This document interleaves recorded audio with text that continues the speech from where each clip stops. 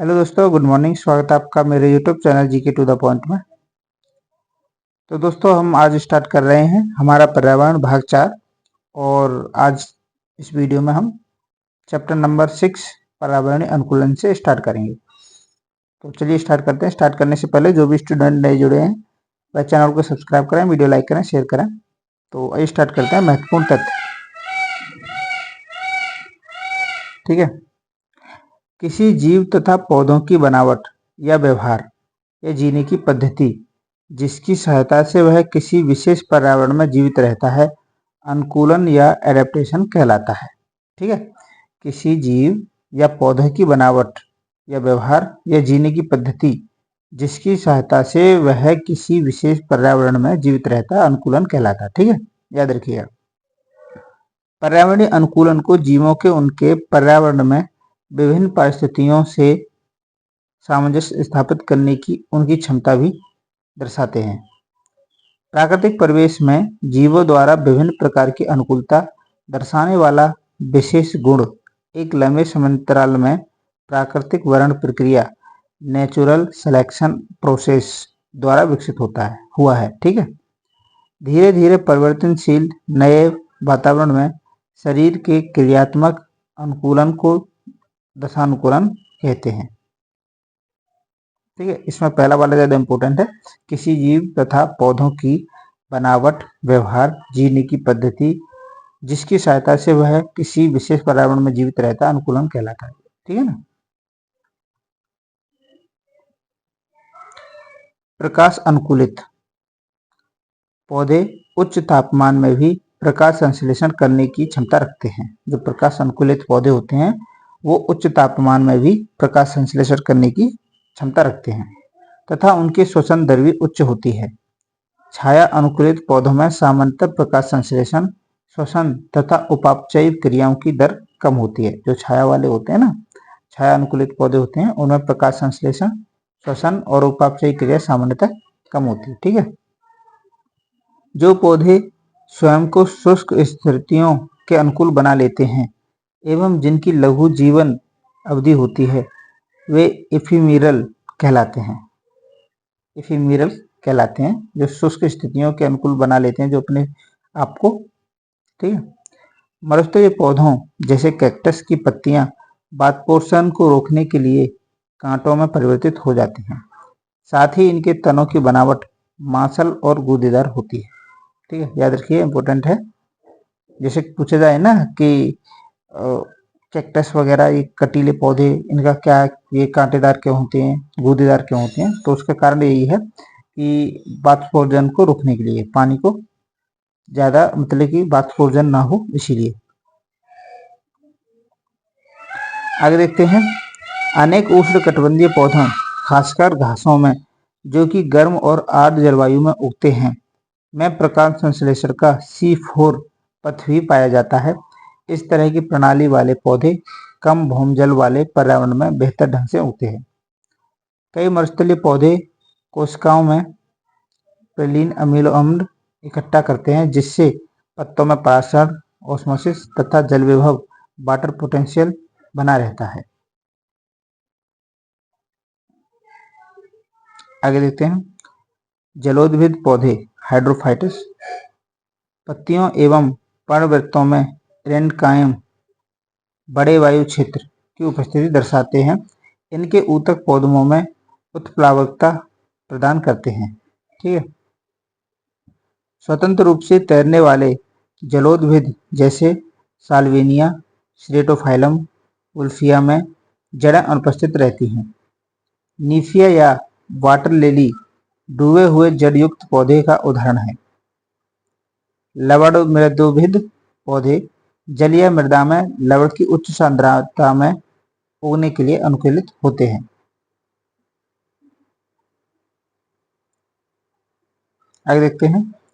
उच्च लवण सांद्रता तथा परासरणी विभव के योग्य बनने हेतु कई मैंग्रोव पौधों में उच्च कार्बनिक विलय स्तर पाया जाता है, जैसे प्रोलीन, सोर्बिटोल।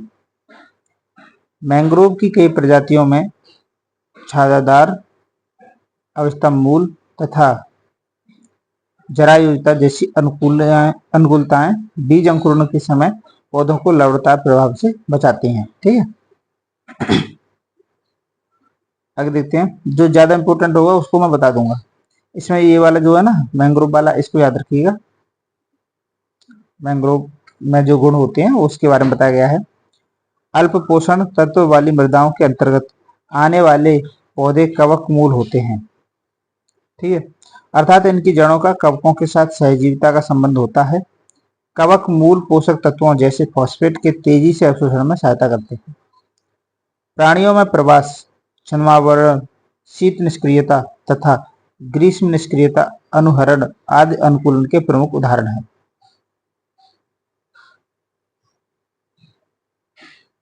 आगे, असमतापी प्राणी अपने शरीर का तापमान वातावरण के अनुसार नियंत्रित करते हैं। ठीक है, जबकि समतापी प्राणी अपने शरीर का तापमान शारीरिक क्रियाओं द्वारा एक जैसा बनाए रखते हैं। याद रखिएगा।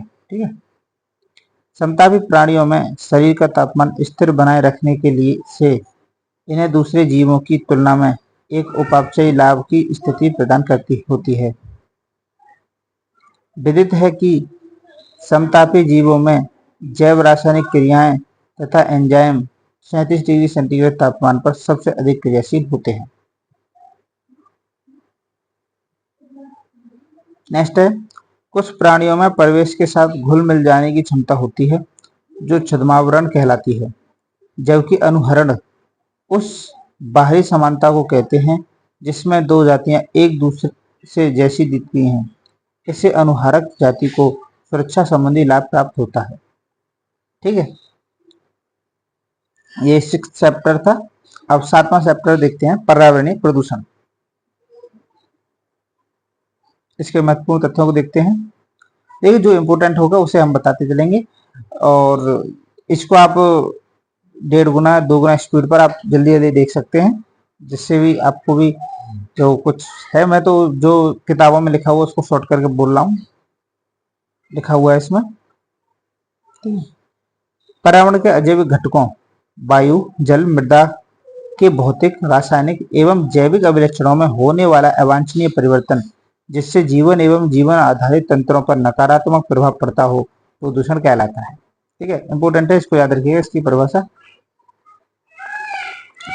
प्राथमिक प्रदूषक अपने मूल स्वरूप में ही रहकर प्रदूषण कहलाते हैं, जैसे डीडीटी, प्लास्टिक, सीओ और कार्बन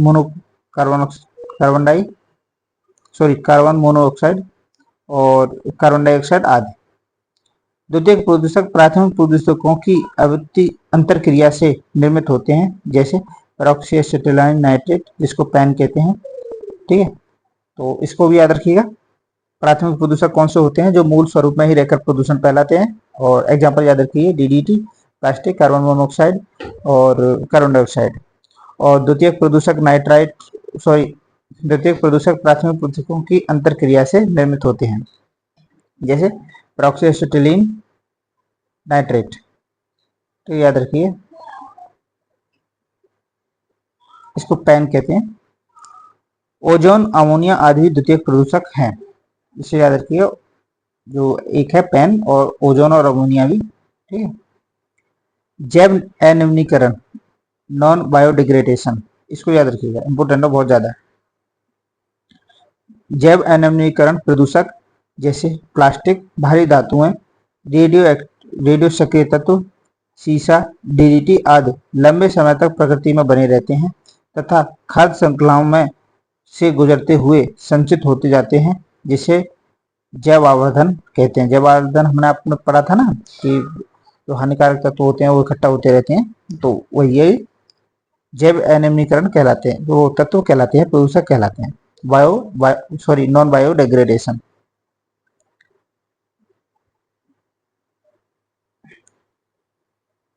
पौधों के परागण, वाष्पशील, कार्बनिक यौगिक, ज्वालामुखी विस्फोट तथा जैविक पदार्थों के सड़ने गलने से निकलने वाली गैसें, जैसे सल्फर डाइऑक्साइड, नाइट्रोजन के ऑक्साइड, वनाग्नि तथा समुद्र से निकलने वाले कण प्राकृतिक प्रदूषकों के उदाहरण हैं। इनसे गंभीर हानि नहीं होती। कणकीय प्रदूषकों के कारण धुंध होती है तथा दृश्यता प्रभाव कम हो जाता है। साथ ही ये प्रदूषक फेफड़े व श्वसन प्रक्रिया को दुष्प्रभावित करते हैं। ठीक है।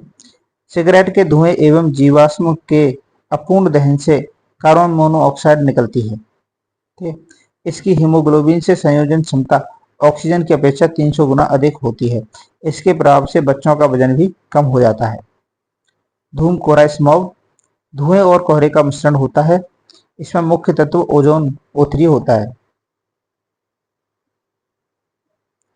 निलंबित कणकीय पदार्थ सस्पेंडेड पार्टिकुलर मैटर्स प्रकाश संश्लेषण की प्रक्रिया को बाधित करते हैं तथा श्वसन तंत्र पर भी चिरकालिक प्रभाव डालते हैं। इनका आकार 0.01 माइक्रोमीटर से 100 माइक्रोमीटर तक होता है। ठीक है। 1 माइक्रोन से 10 माइक्रोन तक के सूक्ष्म कोलाइडी कणों को एरोसोल कहा जाता है। इनका उत्सर्जन कारखानों, ताप विद्युत घरों, स्वचालित वाहनों और कृषि कार्यों से होता है। ये खतरनाक रेडिएशन को ग्रहण कर लेते हैं, बादलों के जीवन चक्र को प्रभावित करते हैं तथा एल्बिडो में वृद्धि करते हैं। फ्लाई ऐश का उत्सर्जन मुख्यतः कोयला आधारित ताप विद्युत ग्रहणों से होता है। यह पौधों की पत्तियों पर जमा होकर प्रकाश संश्लेषण को बाधित करता है। इसका उपयोग ईंट निर्माण में तथा खेतों में छिड़काव कर जल ग्रहण क्षमता बढ़ाने में किया जाता है। जो फ्लाई ऐश होती है, ठीक है, जिसे आम भाषा में रावस कह देते हैं। MPN मोस्ट प्रोबेबल नंबर परीक्षण की सहायता से ई कोलाई जैसे जीवाणुओं की पहचाना एवं मापा जाता है। प्रदूषित जल में उच्च MPN होता है। ठीक है। जब जल में DO डिजॉल्व ऑक्सीजन की मात्रा 8 मिलीग्राम पर लीटर से कम हो जाती है तो ऐसे जल को प्रदूषित तथा जब यह मात्रा 4 mg पर लीटर से कम हो जाती है तो इसे अत्यधिक प्रदूषित कहते हैं। ठीक है। जो DO की जो मात्रा होती है, डिजॉल्व ऑक्सीजन की मात्रा कम होती है तो प्रदूषण स्तर बढ़ता जाता है। याद रखिएगा। ठीक है ना। जैसे यहाँ पर 8 थी तो जल प्रदूषित है, ठीक है, लेकिन 4 हो गई तो अत्यधिक प्रदूषित हो गया। याद रखिए DO यानी कि डिजॉल्व ऑक्सीजन, जो उसमें ऑक्सीजन घुली रहती है पानी में, जल में, उसकी मात्रा कम होती जाती है तो जल प्रदूषित माना जाता है। BOD बायोलॉजिकल ऑक्सीजन डिमांड, ठीक है, जैविक ऑक्सीजन मांग। ऑक्सीजन की वह मात्रा जो जल में कार्बनिक पदार्थों के जैव रासायनिक अपघटन के लिए आवश्यक होती है। जहां उच्च BOD वहां DO निम्न होगा। ठीक है। जहां उच्च यानी कि ऑक्सीजन डिमांड ज्यादा हुई वहां पर डिजॉल्व ऑक्सीजन निम्न होगा। जल प्रदूषण की मात्रा को BOD के माध्यम से मापा जाता है। याद रखिए, इंपॉर्टेंट है। कैडमियम प्रदूषण से इटाई इटाई रोग तथा हड्डियों एवं जोड़ों में तीव्र दर्द होता है तथा यकृत एवं फेफड़े कैंसर भी हो सकता है। पेयजल में नाइट्रेट की अधिक मात्रा होने से नवजात शिशुओं में मेथ्योमोग्लोबिनिया या ब्लू बेबी सिंड्रोम हो जाता है। परायुक्त जल से प्रभावित मछलियों के सेवन से 1956 में जापान में मीनामाटा बीमारी से अनेक लोगों की मौत हो गई थी। सॉरी।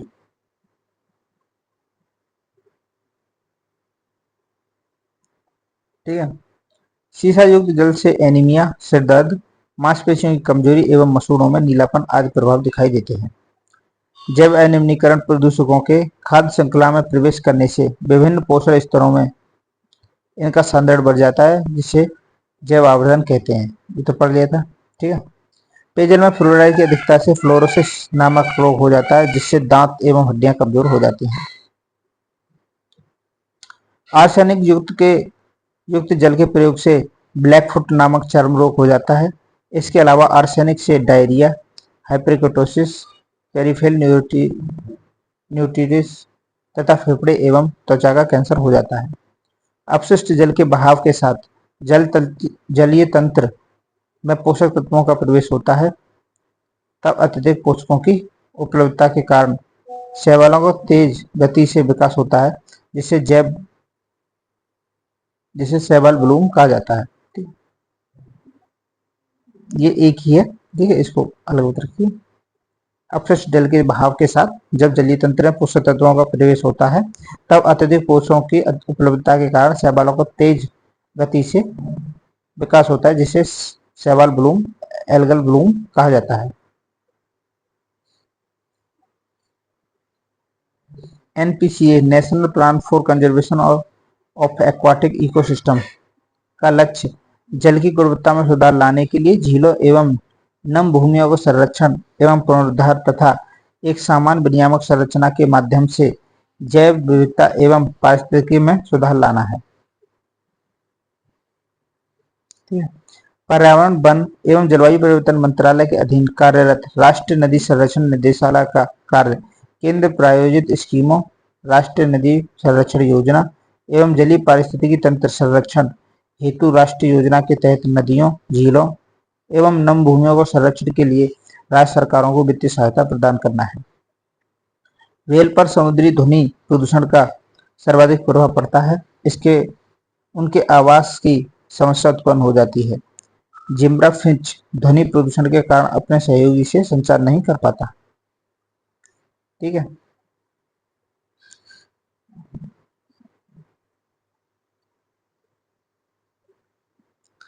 ये डाटा मैं इसे नहीं बता रहा क्योंकि कुछ, चलो बता देता हूँ, इसमें कुछ काम की है। केंद्रीय प्रदूषण नियंत्रण बोर्ड द्वारा केंद्रीय गंगा प्राधिकरण का गठन कर 1985 में गंगा एक्शन प्लान की शुरुआत की गई। ठीक है, और गंगा एक्शन प्लान फर्स्ट सन 1986 से 1993 तक चला था। याद रखिए, पहला है तो उसे विश्व स्वास्थ्य संगठन WHO ने ध्वनि की उच्चता का स्तर दिन में 45 डीबी तथा रात्रि में 35 डीबी निश्चित किया है। नाभिकीय पावर उद्योग के इतिहास में मिलिनडाउन यूएसए के 3 माइल आइसलैंड में 1979 में और चेरनोबिल नाभिकीय संयंत्र सोवियत संघ में 1986 में तथा जापान के फुकुशिमा दुर्घटनाएं महाविनाशक थी। ये कुछ ज्यादा इंपोर्टेंट नहीं है। ठीक है, नदियों की मछलियों का तापमान परास झील की मछलियों के तापमान परास से अधिक होता है। ठीक है, नदियों की मछलियों का तापमान परास झील की मछलियों के तापमान परास से अधिक होता है। विकिरणों के प्रभाव से परिवर्तन दर जो म्यूटेशन रेट जो होता है उच्च हो जाती है। उच्च वर्गीय प्राणी जैसे मानव निम्न वर्गीय प्राणियों जैसे कीट की अपेक्षा इन विकिरणों से अधिक प्रभावित होते हैं। लीचिंग एक प्रक्रिया है जिसमें ठोस अपशिष्ट मिट्टी एवं भूमिगत जल में पहुंचता है तथा इन्हें दूषित करता है। ये लीचिंग है। ठीक है, और कैपिलरी प्रभाव के द्वारा ऊपर आता है। सही है।